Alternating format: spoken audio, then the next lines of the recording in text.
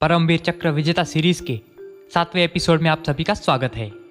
आज बात करेंगे भारत के 7वें परमवीर चक्र विजेता मेजर ध्यान सिंह थापा की, जिन्होंने 1962 के भारत चीन युद्ध में संख्या में बेहद कम होने के बावजूद चीनियों की बड़ी सेना द्वारा किए गए हमलों को लगातार 2 बार नाकाम किया और गोला बारूद खत्म हो जाने के बाद तीसरे हमले में अपनी खुखरी से कई सारे चीनियों को मौत के घाट उतार दिया।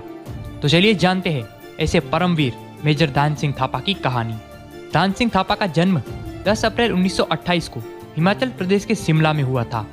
उनके पिता का नाम पीएस थापा था। बचपन से ही ध्यान सिंह सेना का हिस्सा बनना चाहते थे। बड़े होकर 28 अगस्त 1949 को उन्होंने अपनी इस इच्छा को पूरा किया। यह वह तारीख थी जब थापा 8वीं गोरखा राइफल्स की पहली बटालियन में शामिल हुए। अपनी नियुक्ति के दिन से ही थापा ने सभी को प्रभावित किया।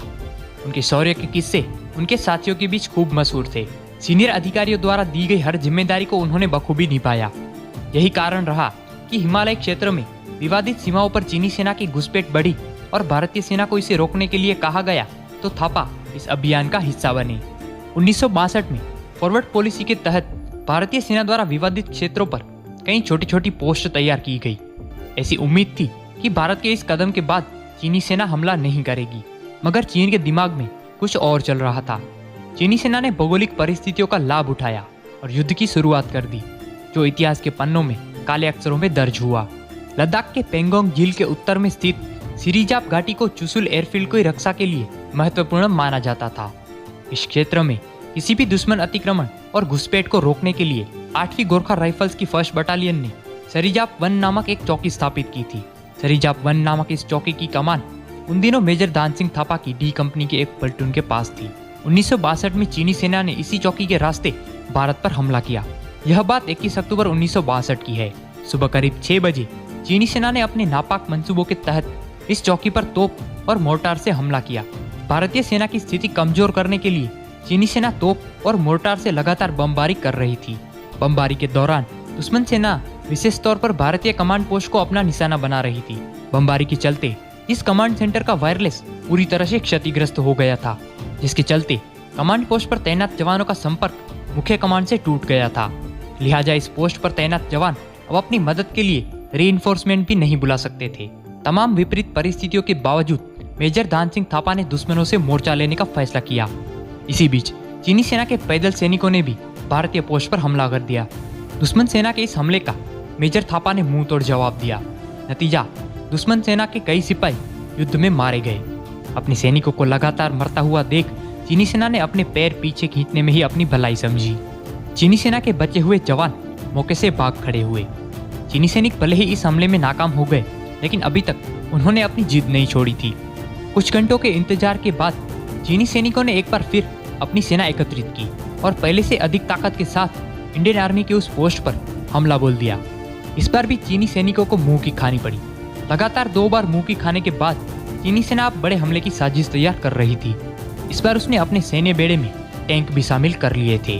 दुश्मन सेना ने तीसरी बार अपनी पूरी ताकत के साथ भारत की इस पोस्ट पर हमला किया। वहीं अब तक 2 हमलों का सामना कर चुके मेजर थापा के सैनिक या तो शहीद हो चुके थे या फिर गंभीर रूप से घायल हो चुके थे। चीनी सेना से लगातार लड़ते हुए मेजर थापा के मौजूद गोला बारूद और गोलियां भी खत्म होने लगी थी। मेजर थापा और उनके बचे हुए जवान जब तक गोला बारूद था तब तक वे दुश्मन सेना का मुंह तोड़ जवाब देते रहे। गोला बारूद और गोली खत्म होने पर मेजर थापा और उनके जवान अपनी खुखरी लेकर चीनी दुश्मनों पर टूट पड़े। उन्होंने अपनी खुखरी से कई दुश्मनों को मार गिराया, लेकिन संख्या में बहुत कम होने की वजह से वो ज्यादा देर तक उनका मुकाबला नहीं कर सके और बंदी बना लिए गए। मेजर थापा के साथ युद्ध के एक कैदी के रूप में बहुत बुरा व्यवहार किया गया। उन्हें कई दंडों का सामना करना पड़ा। सबसे पहले चीनी सैनिकों की हत्या के लिए और दूसरा भारतीय सेना और भारत सरकार के खिलाफ बयान देने से इनकार करने के लिए। इस युद्ध के खत्म होने के बाद यह धारणा बन चुकी थी कि युद्ध के दौरान मेजर थापा शहीद हो गए हैं। उनके घर पर उनके घर वालों ने उनका अंतिम संस्कार तक कर दिया था, लेकिन बाद में पता चला कि मेजर थापा को चीनी दुश्मन ने बंधक बना लिया है। इस जानकारी के आधार पर मेजर थापा को चीनी दुश्मनों के चंगुल से मुक्त कराया गया। युद्ध के दौरान मेजर थापा के युद्ध कौशल, साहस, नेतृत्व के मद्देनजर उन्हें सेना के सर्वोच्च वीरता पुरस्कार परमवीर चक्र से सम्मानित किया गया। युद्ध के बाद भी ध्यान सिंह थापा सेना में सेवा दे रहे थे। साल 1970 में उन्हें लेफ्टिनेंट कर्नल के रैंक पर प्रमोट किया गया। सेना में 24 साल तक सेवा देने के बाद दान सिंह थापा रिटायर हो गए। अपने रिटायरमेंट के बाद दान सिंह थापा लखनऊ में रहने लगे और कुछ समय तक सहारा एयरलाइंस के साथ भी काम किया और 6 सितंबर 2005 को दान सिंह थापा का निधन हो गया।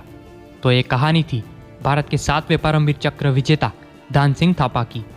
आपको इनकी कहानी कैसी लगी ये कमेंट करके ज़रूर बताएं और चैनल को सब्सक्राइब कर दें ताकि परमवीर चक्र विजेता सीरीज़ का कोई भी एपिसोड मिस ना हो। जय हिंद।